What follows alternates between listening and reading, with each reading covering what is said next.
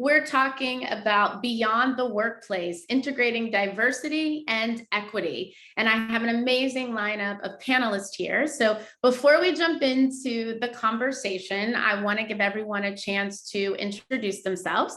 I'll start quickly with myself, Kendra Bracken-Ferguson. I'm the founder of Brain Trust. We're a social media and brand development agency.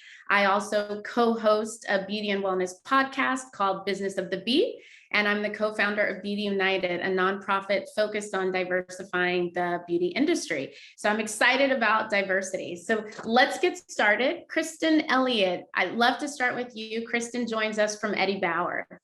Hi, Kendra, and hi, everybody. Thanks so much for having me today. I'm the VP of Marketing at Eddie Bauer.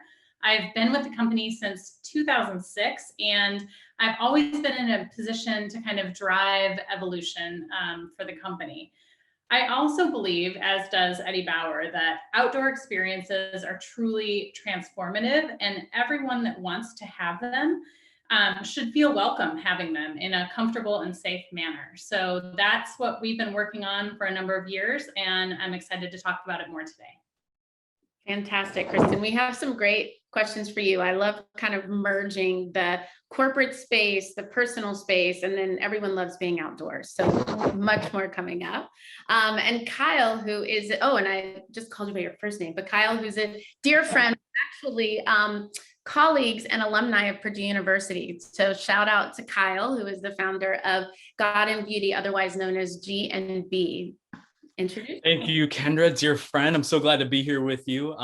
So as Kendra said, I'm the founder of G&B Digital Management, which is one of the largest independent talent management agencies for influencers in the United States today. I am the founder of College of Influence, which is a platform to train and teach people how to be influencers if they want to go down that road. And I'm also the creator of the Normalized Equality Initiative, which is our take on DEI and how to empower influencers to be a part of the conversation. So thanks for having me. Really excited to chat with you. Welcome, Kyle. I can't wait to dig into the Normalized Equality Guide. I think it's perfect for our conversation as well as your background. So moving on to Aria Safar. Did I get, we rehearsed a Perfect, perfect, yeah. Hey everybody, my name is Aria Safar. I'm here as Vice Chair PledgeLA, a collective of 200 plus LA-based tech companies and venture capital firms, and we're working to create a more equitable tech ecosystem in LA. Otherwise, in my day job, I'm in Nike's digital incubator, which I joined about 2 years ago. And prior to that, I was at the LA Mayor Garcetti's liaison to the tech and venture capital industries. Yeah. Thank you. I'm excited about your background. There's so much to be said about tech and venture capital and diversity. As a Black female founder of 3 companies myself, I know there's a lot of work to do there and a lot of great work being done that you're leading at PledgeLA. So excited to learn more. And Abby Hamilton, let us know who you are, what you're doing. Hi, everyone. I'm Abby Hamilton. I'm Chief People Officer at a company called LiveIntent. We're based in New York City, and we're a digital media company here. I'm super passionate about putting people first and really excited to talk about this topic.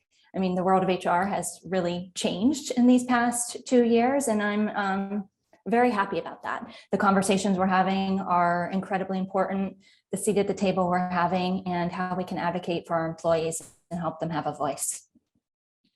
Abby, I love that. And it's actually a great segue as we jump into the questions and the conversation. And for everyone listening, we want to make sure that we leave time for your questions at the end. We'll probably do a pit stop, an intermission to take a few questions, but make sure that you drop them in the chat. So Abby, it's really interesting. Your title is Chief People Officer. I know there's a lot that's been said about that title, what that title means to an organization. And then you said it so perfectly, people are at the forefront. So in this title that really, it hasn't been around decades and decades and decades, how does that title impact your work? What does that title mean? And how does that impact the way you look at DE&I across your digital media company? Yeah, it actually didn't exist at my company until January of this year. So I was the first ever chief people officer at this company. Even though my job itself didn't really change, I think what elevated is the importance of the role that we were doing and how we were elevating and amplifying voices and the seat at the table that people have in an organization. Because similar to what I highlighted in the beginning, people are our most important asset. Nothing happens in our business without our incredible talent. And so how are we having those conversations at the executive table to make sure that we are really taking care of our people, both inside and outside of work? Because those have merged more than ever over these last 2 years. They're one and the same. I work from my closet in Jersey City with my kids running around, right? Like they are one and the same. And so how do we have these conversations about what we're each dealing with, our unique circumstances, what we bring to the table, and even more importantly, how we support each other? There's so much to be said about a few things: how we support each other, how we show up, and this merging of kind of, you said it, the inside and the outside, and the conversations that we have to have while keeping our people first. And while your job just existed as of January, I want to, Kristen, talk to you at Eddie Bauer, because your brand is historic. It's a heritage brand. It's been around for so long. How are you all looking at the role of DE&I? What role does it play in your organization, and what shifts have you had to make in the last year?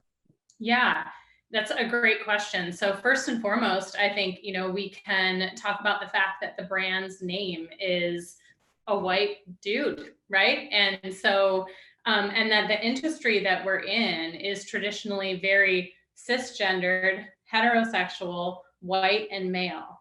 And so the industry overall has been going through some major shifts in the last year, but Eddie Bauer's been actually working on this for a number of years now.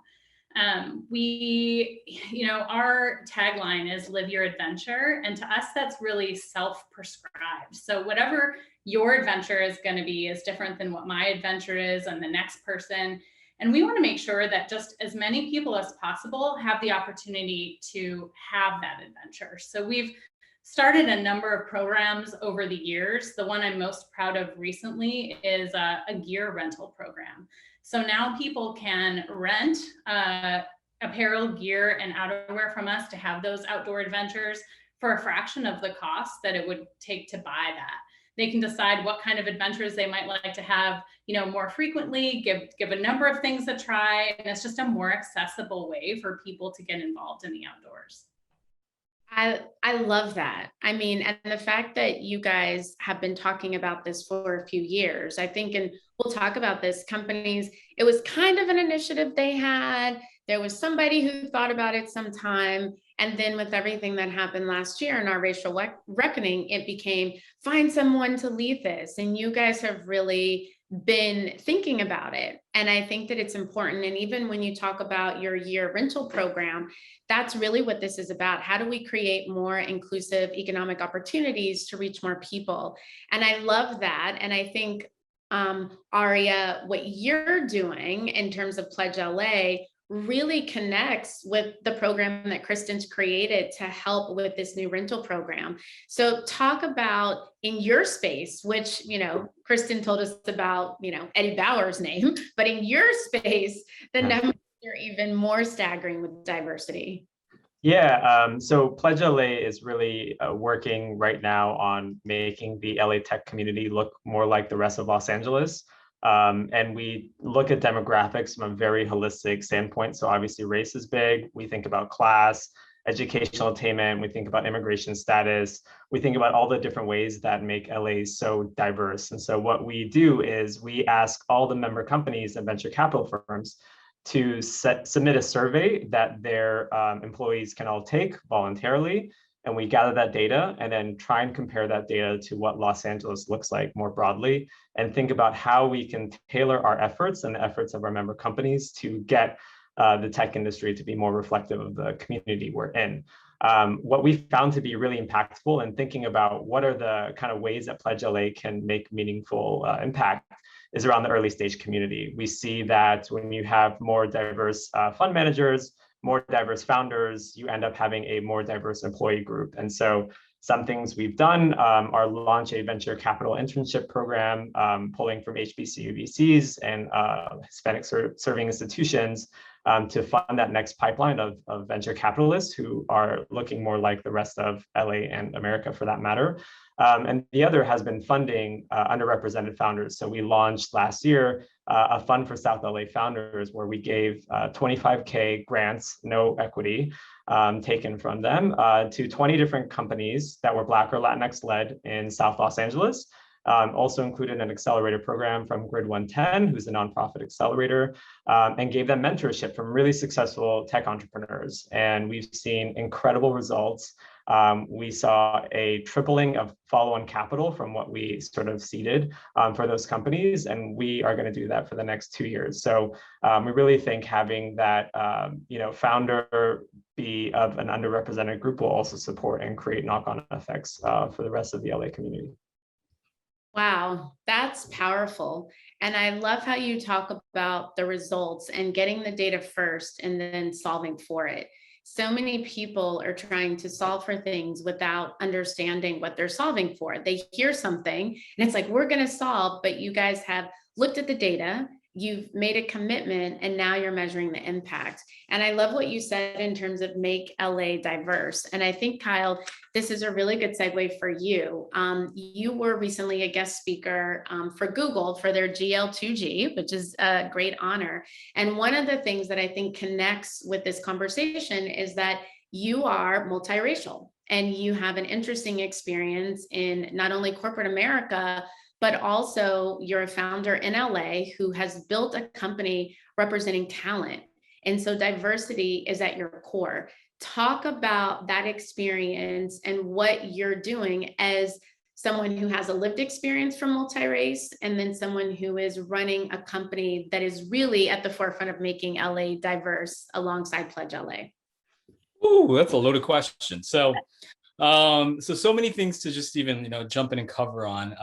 One of the things about me in particular, like you said, being a multiracial individual, I think, especially with my first talent being from a variety of races, the first talent that I had when I was just a lone talent manager before we really scaled, we were diverse, from day one, because it's not something inherently that I've had to think about how to change or how to get more diversity, under our management. It was actually just inherent to who I am. And so we've tried to create things that actually just continue to promote this. And especially in the wake of last summer, it's like we had to do a lot of reflection to even just acknowledge the fact that, hey, we've been in this space, we've been leading in this space, and how can we help other people lead in this space? I think the Google talk was one of the biggest kind of just personal honors that I've had in order to continue to share the message and lead in this space. And really what we wanted to convey to Google, I have a lot of kudos for Google for giving space for these types of conversations. GL2G is a series that they're doing where they're actually trying to get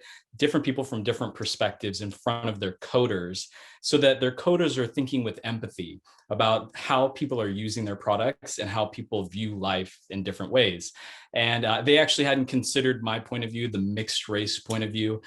They've had, women speakers, people from the LGBTQ community, Black speakers, of course. But then when I came along and was like, well, mixed race is actually a little bit different of a perspective, we can kind of be somewhere in the middle, that was really novel. And really what I got out of it, and kind of the big message that we're trying to carry through, even on a lot of what we're doing at G&B, is that an organization like Google and many others, it's on them to create an environment where there's enough trust, and this is not easy, so I'm not trying to make it or oversimplify it, but where there's enough trust within the organization where the employees themselves can feel like they can tell people their true story. They can share their true identity with others. They could say, I'm mixed race, instead of just, I'm white passing, because obviously I look like I just have a nice tan, or I'm just Black, or whatever it may be. You can actually be forthright about what you feel like you are in your identity. And that goes for, of course, outside of race into a lot of other categories. So number one was just really as an organization, they have to build and foster that environment of trust. And then individuals themselves have to be a bit more courageous and lead with their identities. And so how do we empower individuals to actually have a voice and feel secure in the fact that they can share who they really are?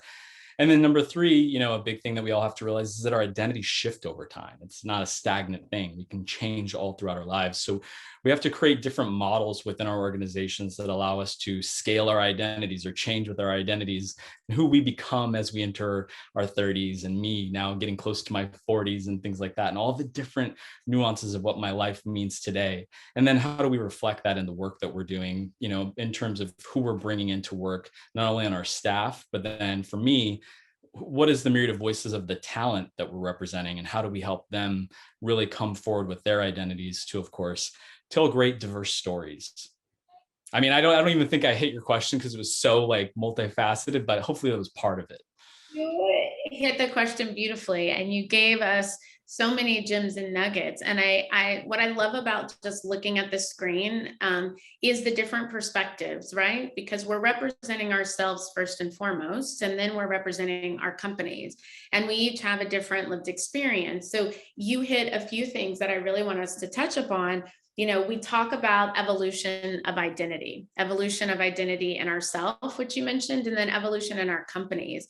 And I think, Kristen, this is really how we started the conversation with Eddie Bauer. It's not something that all of a sudden you thought about, but as you're now evolving as a brand, how are you reaching different communities and groups? I know we talked about the rental program, but at your core, what's happening internally for your employees to evoke this evolution of thought? Yeah, that's a great question. So we have an internal committee that switches members so that lots of people have a chance to join it, switches about every year. And it's comprised of folks from folks that are on the floor at our stores, all the way up through our executive leadership, to help just keep an eye on what is happening in the company. What do they see in their own departments, their own stores, from a diversity perspective and an inclusion perspective? What do they see in our marketing?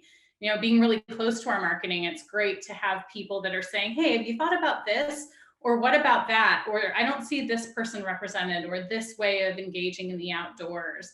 And so that is one way that people have gotten involved. But I can tell you that this conversation is something that is happening organically at all levels of the company. And it's really nice to receive these same types of pieces of feedback and ideas from people just on a daily basis through Slack or email or wherever it is that we're communicating.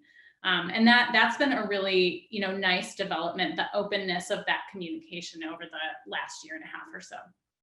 Well, and that's fantastic, because I think it goes back to Kyle talked about trust, and, you know, we have to figure out, how do we allow for the conversation to happen? And when that conversation happens, what do we do about it? Right. And so I think too, Abby, along that same vein, as Kristen's talking about the opportunity to chat and Slack and communicate, how do you really empower people in the organization as the chief people officer to have a voice and to really feel like, and Kristen mentioned it, organically at all levels, that they can come together and speak and be part of the evolution of diversity for the company? Yeah, well, good news for us is we didn't start on the employee resource group or ERG path, or even talking about psychological safety to do that because of everything that's happened over these last 2 years. We'd already started that journey, which was good. It only got stronger. And by allowing people to be their true selves, and also by the executives participating and leading and being themselves and saying, I'm struggling too, or here's my story, or you know what, here are my children that are biracial as well, and having those real conversations and making us humans as well, that opens up true conversations at work. And so our employee resource groups, I think it's really important that they are employee led. So it's not an HR initiative or program. This is a people program led by the individuals at the company and the things that they care about, and having real conversations with people that identify in a similar fashion as them, but also inviting others into the room. I think there's so much power when you bring other people into the room and invite them to be part of your conversations. I've learned so much from other people just by them telling me about their life experiences. I've never walked a day in their shoes. But by them sharing what it's been like for them, it's allowed me to see them for who they really are. and to lead with more empathy and love. And so if we continue to model that behavior, I've seen that to be incredibly successful, and it empowers others to keep doing the same because they didn't get backlash for that. They actually got a lot of love. They got acceptance, and they continue to get to be themselves at work. There's something to be said about leadership, employee-led, and then empathy and love. And I think it was very hard at a certain point to bring love into the workplace in its truest form. But it's so important because we can't tackle these conversations or issues without empathy for other people and their experiences, and love for each other and humankind. At the end of the day, regardless of it all, we are the human race. And so we have to come together. And I think, Aria, as we think about that and we look at this lens, how does that translate into authenticity for the organization, especially when it comes to DE&I marketing? How do you make sure that it's truly authentic so that it matches with these tenets that we're saying are needed? Totally. And also one other thing I wanted to touch upon from the last comments, and I love everything that was being said. I also think we're going to have to figure out how we have difficult conversations. Because someone may share an experience and it can get awkward if you say, you ask a question perfectly well-intentioned, but it hurts someone's feelings. And so how do we then have that conversation and say like, hey, this was hurtful. And then it's like a non-defensive way of talking and kind of getting past that, because I think if we do this right and we have beautiful, diverse teams, like that's going to happen no matter what. And so how do we fix it? But that may be another topic, but I just kind of wanted to bring that up. In terms of the authentic sort of like, putting your DEI stamp and like we're making an effort. I think the authenticity is so important, because if you don't have an authentic program and are not actually caring about it, you'll probably be found out, whether by your employees or by your clients or customers or whomever. So I think, what you include in your DEI strategy is one, a strong reason and rationale behind why you're pursuing a DEI strategy. I feel like a lot of companies say, yeah, we believe in DEI. I'm like, why? Why does it matter to you? Tell me about why it's important for your company. Is it a matter of social justice? Is it a matter of the bottom line, which is fine too? Like whatever it is, like show that you believe in it. I also think specific goals and targets are really important. So for PledgeLA, the work we're focusing on is making the tech community in LA look like the rest of Los Angeles. If we were looking at a national company, I would expect them to focus on their employees looking like the rest of the country, or whatever it is that's relevant, or maybe like your consumers or your clients. Like think about why you're picking specific goals to set for your DEI work. I think you need inclusive hiring practices, very intentional inclusive hiring practices, and there's a lot to unpack there. I think thoughtful, impactful trainings and dialogues and how you create inclusive cultural practices. So once people come, that they stay, and that kind of shows up in equity and compensation and promotion. So there's a lot to create in a program, and no matter what you create will not be good right away. But I think those are at least some key things that I think any starter pack DI, initiative should have. Wow, it's a great starter pack. And I think it's something that we should all think about. We can't ignore, like, why do you need to do it? What is your why overall? How do we make sure that our hiring practices match? And one thing that you said that really stuck to me was show you believe in it. I think that's crucial. And really, Kyle, this is a great opportunity because you have created normalized equity. And it's really this guide that you have built from a personal perspective, but for influencers, the brands, the agencies, and it centers around acknowledging your bias. And so as Aria is talking about show you believe in it, I'm immediately drawn to normalize equality. So talk about why you started it, why you believe in it, and what your intention was. Oh no, you're on mute. We need to hear you. Thank you. Let's do that. Normalized equality started because, literally, and I think this is a very common feeling for a myriad of people at in the days following George Floyd's murder, just like, what do I do? How do I react to this? Not only from a deep emotional, personal point of view, but in my particular lane of influence, COVID had already started to move us in the direction of having to say something, where I think in the world of influencer and just talent management in general, you could get away a lot of times with saying nothing, and really checking out of the conversation. But COVID actually opened that door to say, okay, we've got to acknowledge what's going on in the world, because it's way bigger than ignoring. It's way bigger than all of us. It's something that we're all going through together. So that, of course, that open door led to, okay, what do I do in the wake of this man's murder that we, a lot of us really experienced together collectively through the collective trauma of seeing it play out on Instagram, and whatnot. And I found that there were, no immediate resources. I didn't know what to do. My first thought was, okay, I've got to talk to enough people in my circle to figure out, how do I lead my people? And when I started to think about how do I lead my people, not just my staff, but our talent agency and the influencers we represent, these influencers have got to say something. At least that's what I want to see, especially as a mixed race individual. I want to see them say something, and I want to see them say something that's more intentional than a black square. Or, the other big thing that happened last summer was muting. Like, I'm not going to say anything. I'm going to tell you that I'm not going to say anything, and I'm going to mute out and, make room. And so when I was trying to process all of these things that I was saying, with a team, we came up with normalize equality. It was like a friend of mine said to me, we need the same kind of catchphrase that was just say no.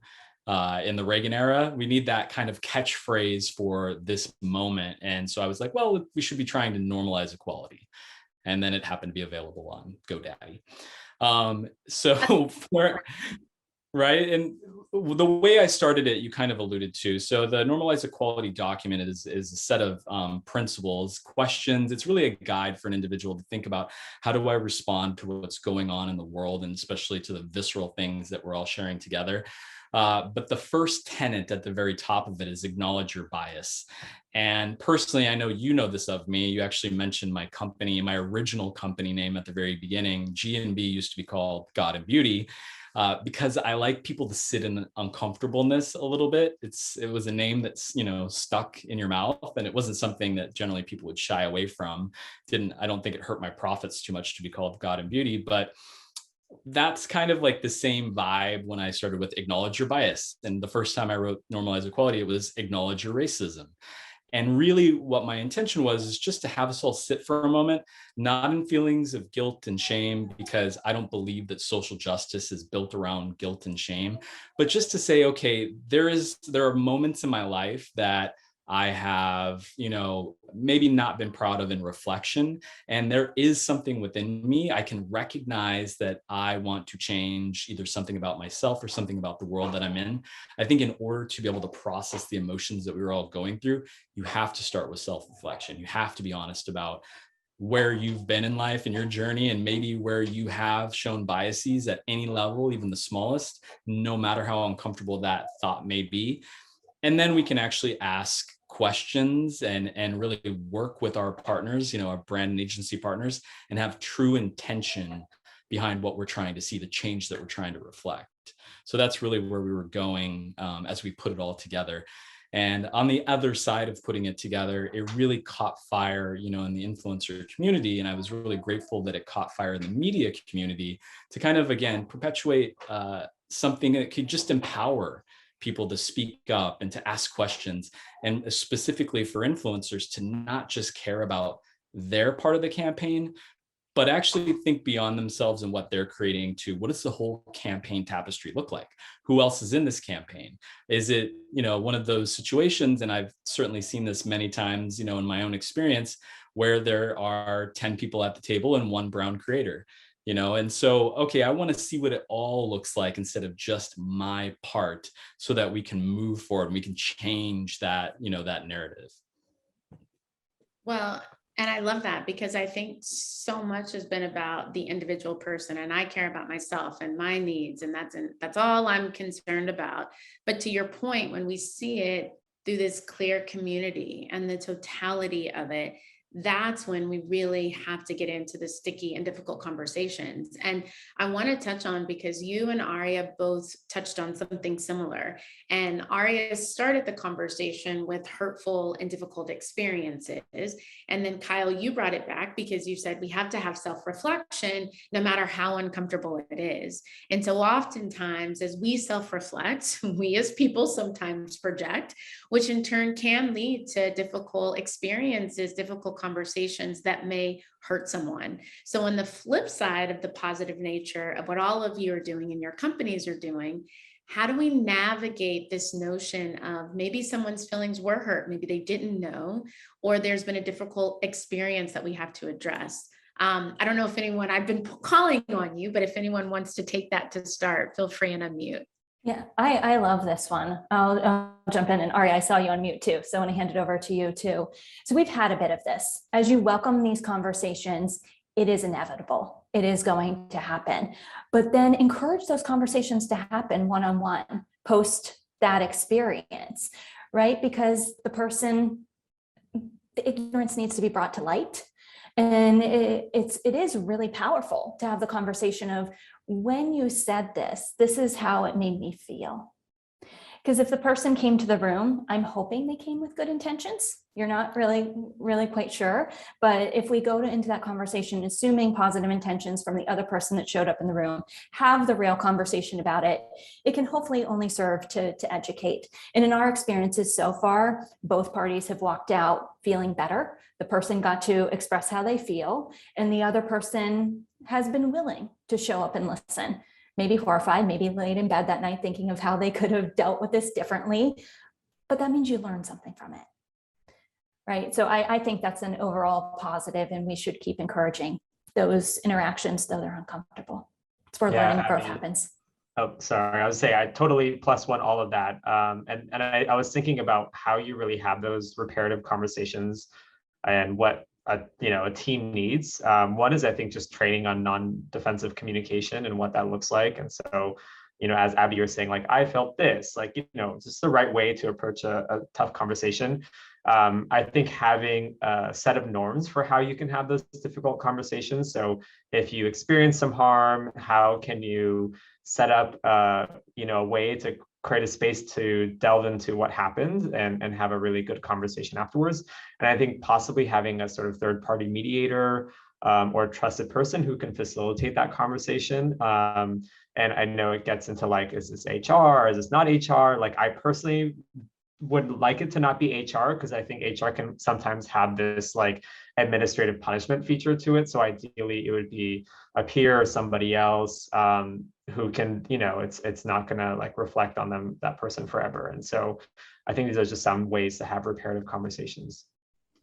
I would love to add on to that as well. And first I wanted to say, Kyle, I'm so impressed with the way that you are helping to just kind of reshape the land of talent and influencer marketing. And as someone that uses influencer marketing quite a bit, I love your approach and would be, proud to work with an agency like yours who's looking holistically and encouraging influencers and talent to look holistically at what it is that they're potentially getting into. I think that's beautiful. And then on this topic, as somebody with privilege in a leadership position, I think it's really important for us to be the ones that open up that dialogue, to model having these conversations in the right way. And so, personally, if there's a time that perhaps I've misgendered somebody, saying to that person, gosh, having the courage to say, I'm so sorry, I used the wrong pronouns, I will be mindful in the future.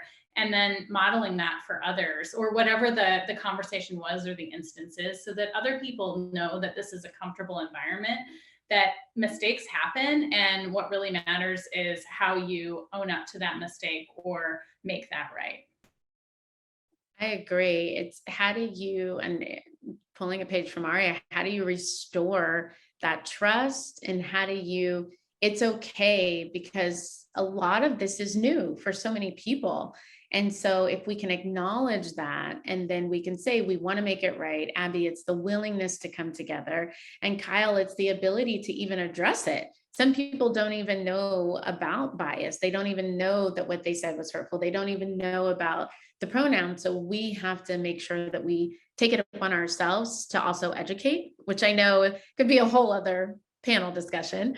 I do want to take a second. We have a comment from Ivan, and Ivan's comment is, what kinds of ideas have you had regarding the inclusion of people with disabilities?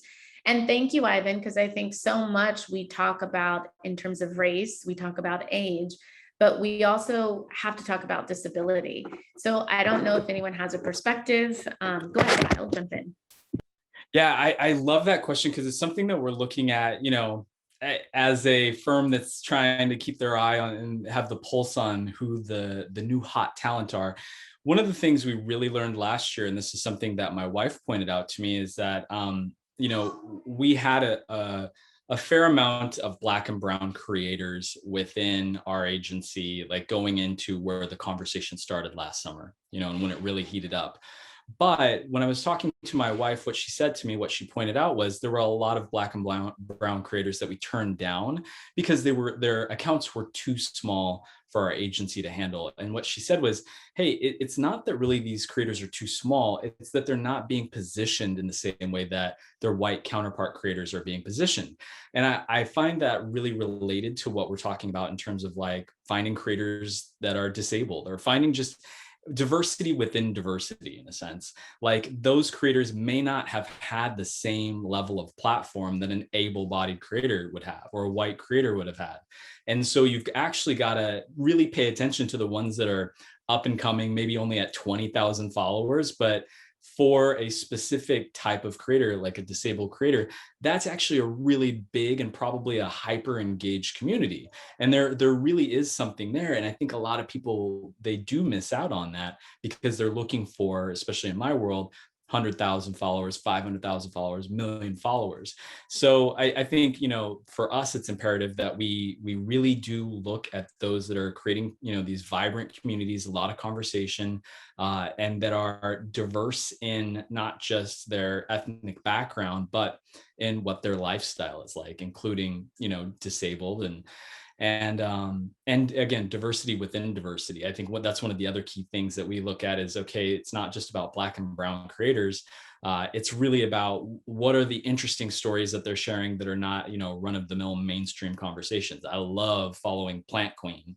It's a Black and Brown creator, a BIPOC creator, and from the LGBTQ plus community, but specifically, to really learn about the expertise in plants. And that's a diversity within diversity. Actually, that's like 3 layers of diversity. So it is having that more like opening up your eyes to really how many people have such incredible stories, who are we missing out there just because they haven't been given the platform to really jump up to that next level yet. And then where can we as a talent management firm come alongside them and then help them get to that next level? Thank you, Kyle. Thank you. That was a great, I love diversity and diversity.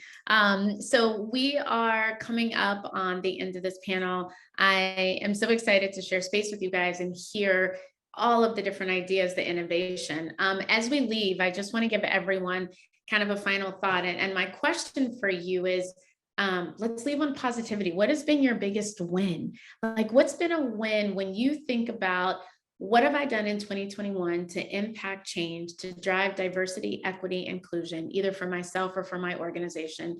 Leave us with that. Do we want to go around, Kristen? Yeah, I think for us, it's the number of stories that we're now telling that involve more people, whether it's disabled athletes or outdoors people, whether it's BIPOC, LGBTQ, whatever it is, the number of stories through film projects, through murals, through the influencers that we're working with, our internal team, associate stories, are getting far more reach and are far more prevalent than they used to be. And I'm just really excited to continue that deepening of our storytelling power. Thank you. Kyle. My biggest win, to share with my team from this last year is that, I'm really proud of all of our talent managers and all of our talent who, really work together to to magnify these, tenets that we've put together, and especially with normalized equality and everything, the fact that it got out there so much, the way it was reflected back to us that I can be proud of is that Women's Wear Daily named G&B one of the top BIPOC owned agencies, giving opportunities to BIPOC creators out there. And I mean, I'm just, really partial to Women's Wear Daily in general, but that shows that the work is being recognized. And it's not just our agency, it's not me, it's that my team's getting behind it and my talent are getting behind it. And then we're seeing that change reflected in us having the courage to ask the questions we need to back up the ladder and really, again, start to affect those campaigns from the bottom up to the top. So very proud of that. Wow, that's fantastic. And Aria. Yeah, I sort of mentioned it earlier, but the Founders Fund that we did with PledgeLA, just I think getting, dropping it, for everybody, let me do that. That was really cool, and just supporting the next generation of entrepreneurs is so exciting. So that, and the fact that we'll continue is what I'm happy about and proud of. Thank you. And thank you for dropping that in the chat. And Abby, you got a minute. Yeah. So I'll go really fast then, and I'll go more of an internal facing one, given being I'm the people focused person. And that's that I'm really proud of the leaders and the people in the company making a safe space for individuals to bring their best self, no matter who it is. In talking to a lot of organizations, there's a great resignation, great reshuffle, which we could also do a whole session on in itself. And we have not returned to pre-pandemic levels of turnover. That to me is telling me that we're doing something right. We're creating a safe space for individuals to bring all levels of their background, their life, and their experience to the table. So I'll take that as a big win. Well, thank you guys so much. I mean, this has really been enlightening. Thank you for sharing your wins, your learnings, your insight. As we think about as a community, what we can learn from each other, it's conversations like this that really help us to move the overall industry, no matter what industry we're in, really forward. So I appreciate you, and let us all just think and lead and communicate with love and empathy. So Abby, thank you for that. So love and empathy. And I hope that you all have a great rest of your week. Thank you so much for joining our diversity panel.